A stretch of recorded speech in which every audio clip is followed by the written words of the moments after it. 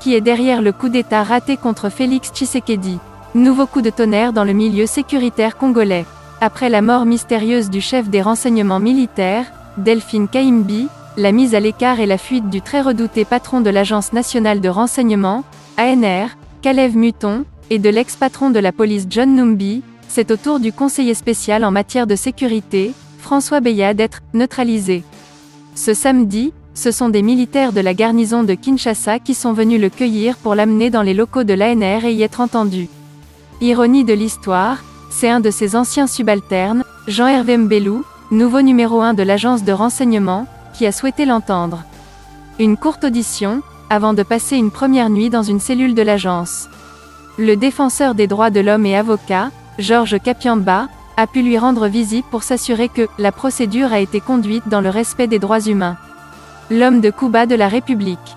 Drôle de destin pour ce champion du renseignement, passé par le Centre national de documentation, CND, de Mobutu, des formations au Sine-Bess israélien et aux États-Unis, avant de travailler pour l'ANR, puis de diriger la très puissante Direction générale des migrations, DGM, pendant les années Kabila.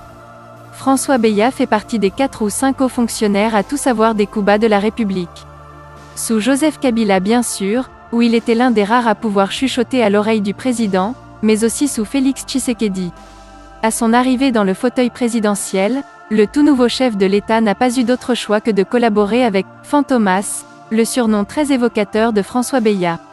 Sa présence a été imposée par Joseph Kabila. Une taupe de Kabila. Pour l'instant, les raisons de l'interpellation de François Beya restent encore floues et aucune information officielle n'a été diffusée. Ce que l'on sait, c'est que les relations entre François Beya, Félix Tshisekedi et le cercle présidentiel n'ont jamais été au beau fixe.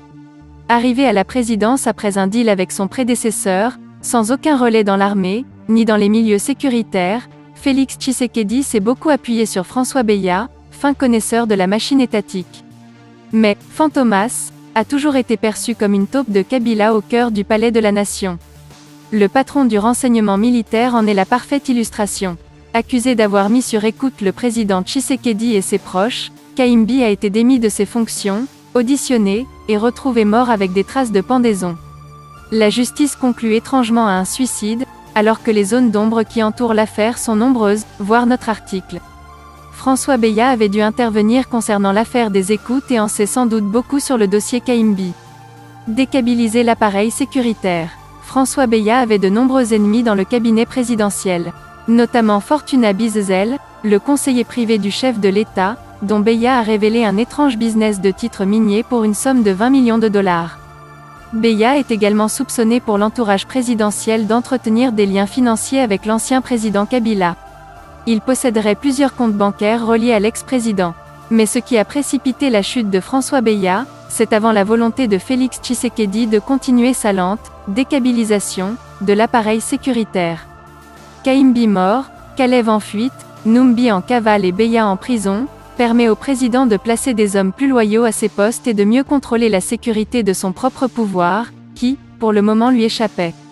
D'autant que le chef de l'État congolais vient de voir dernièrement plusieurs présidents africains renversés par des militaires, en Guinée, au Mali ou au Burkina Faso. Des rumeurs de coup d'État force? La possibilité d'un coup d'État est prise très au sérieux à Kinshasa et dans les milieux diplomatiques. Alors que les réseaux sociaux bruissaient de l'arrestation de François Beya, les noms des généraux Jean-Claude Yave et Mayanga Wabishuba étaient présentés comme possiblement aux arrêts pour préparer un coup de force, en ERDC. L'information n'a jamais été confirmée. Mais le simple fait de faire circuler leur nom après l'arrestation de François Beya, que tout le monde croyait intouchable, suffit pour envoyer un message fort à tous les putschistes en herbe qui pouvaient avoir l'idée de prendre le pouvoir à Kinshasa. Cela fait d'ailleurs plusieurs mois que Jean-Claude Yave, chef de la maison militaire, est sur un siège éjectable.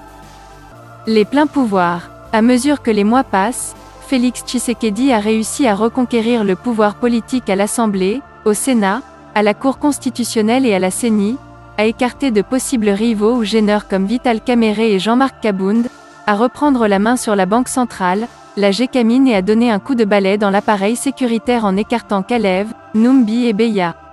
2022 risque donc de donner les pleins pouvoirs à Félix Tshisekedi, à moins de 2 ans de la présidentielle, où le chef de l'État envisage de briguer un second mandat. Il y a peu de hasard en politique. Le sujet a été analysé par Christophe Rigaud, Africarabia. CFTV1. Congo-France vous informe 24 heures sur 24. Restez branchés sur CFTV1. Congo-France.